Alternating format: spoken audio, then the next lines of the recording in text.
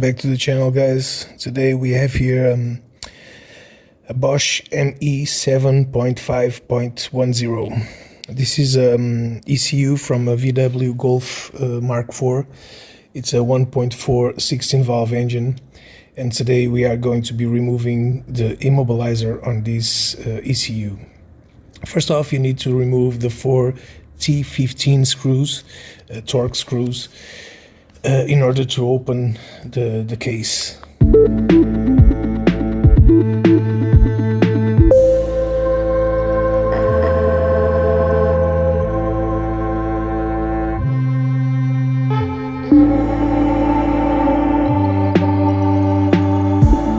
In order to open the case, we will need a flathead screwdriver to pry it open. Just be aware not to push the screwdriver too further in the ECU. You might damage the board.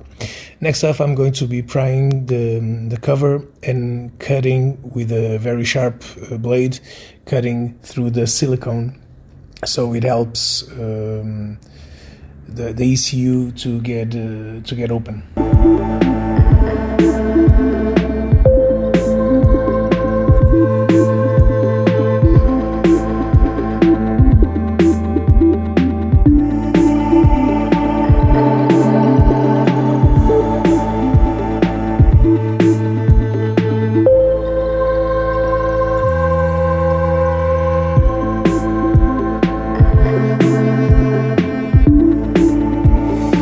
As you can see, the board is pretty much exposed, even though the EEPROM, where we're going to be programming, it's on the other side. So gently but firmly push or pull the board out through the plug, and it will come out. Just don't make excessive force, otherwise you might break or snap some solder points. In this case, we are going to be identifying the EEPROM, the location and orientation of it. That's pretty important. So on this ECU, this is ST M95040 EEPROM, and so we are going to be programming it.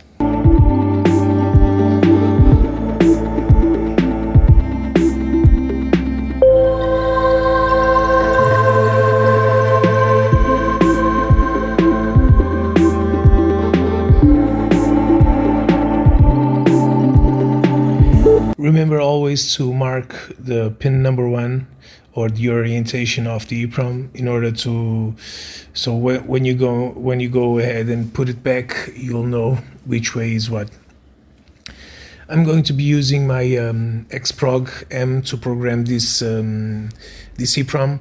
I really don't need any software to tell me what bytes to be changed, because I've done a few of these already, and I already know the addresses of the bytes that need to be changed, and I'll be showing you once we go to the computer.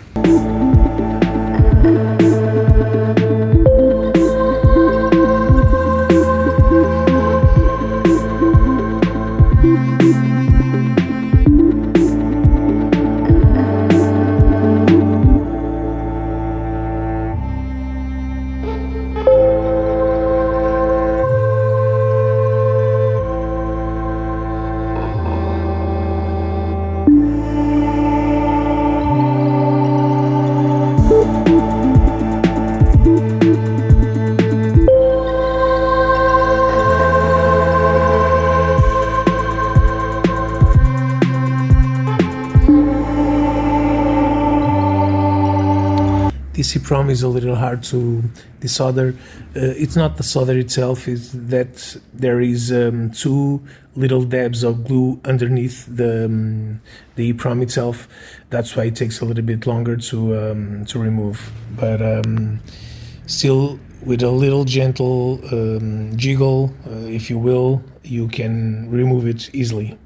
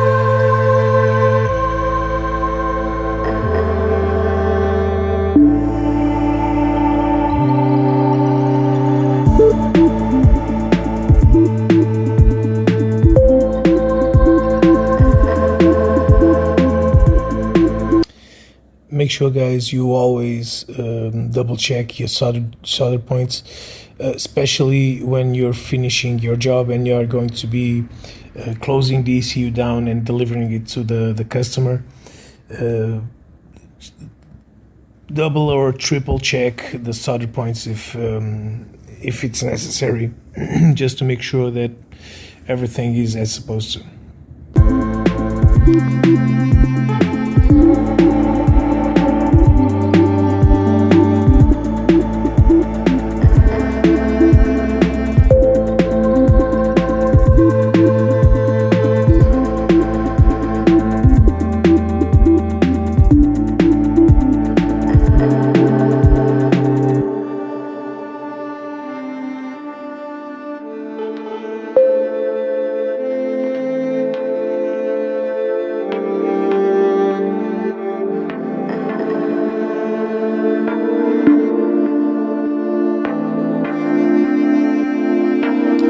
Okay, so here we have the dump of the file there is inside the EEPROM.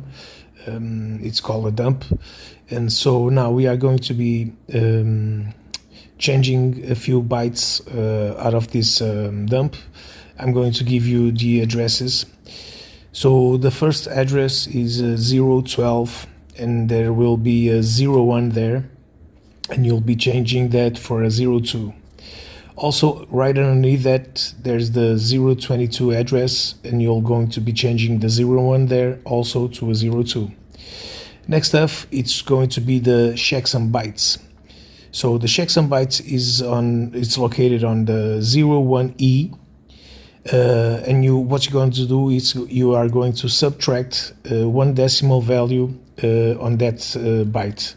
So, for instance, on this one, I have on 01E, I have byte 67 decimal, and I'm going to be putting a 66. On the 02E, I have a 66, and I'm going to be subtracting 1, will be 65. So this will take care of the checksum of this dump. After that, just write it back, and that's pretty much what it is.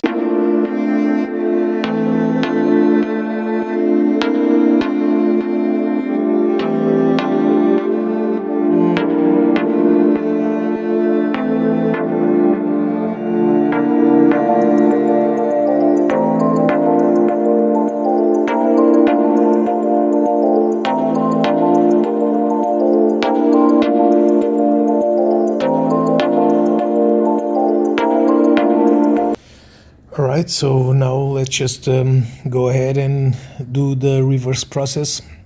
So removing the EEPROM from the adapter here on the XProg. Keep in mind of the orientation that you already marked on the ECU itself. Clean the solder points, add some new flux and some new solder just to make sure everything will be connected or soldered perfectly.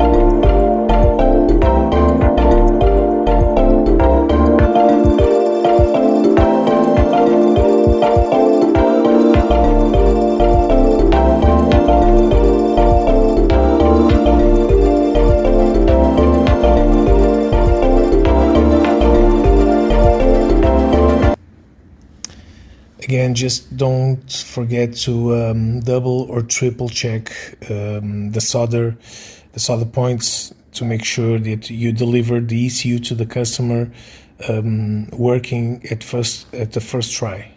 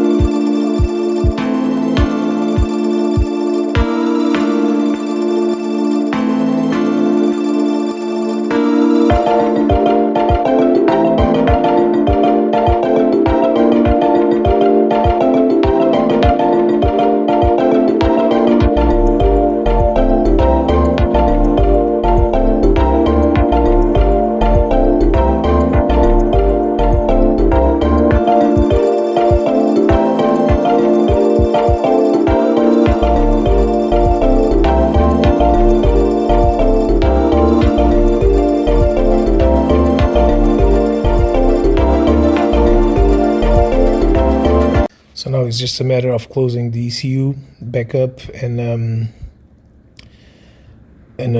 just send it back to the customer. I did this video, but before I published it or edited, I waited for the confirmation of the customer that the ECU actually worked. And yeah, guys, the guy called me. He said to me it's working perfectly. So anyway, guys, if you enjoy this video, if you enjoy this type of videos, if this type of content, please don't forget to subscribe, hit that like button, and thanks for watching. See you next video.